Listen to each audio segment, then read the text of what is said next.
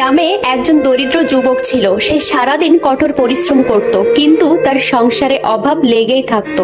এক সন্ধ্যায় সে যখন ক্লান্ত হয়ে বাড়ি ফিরছিল, তখন তার কাছে শুধু একটি মাত্র রূপার মুদ্রা ছিল, যা দিয়ে সে তার রাতের খাবার কিনবে। সে দেখলো পথের ধারে এক বৃদ্ধা মহিলা কাঁদছেন। লোকটি বৃদ্ধাকে জিজ্ঞাসা করলো, তুমি কাঁদছো কেন?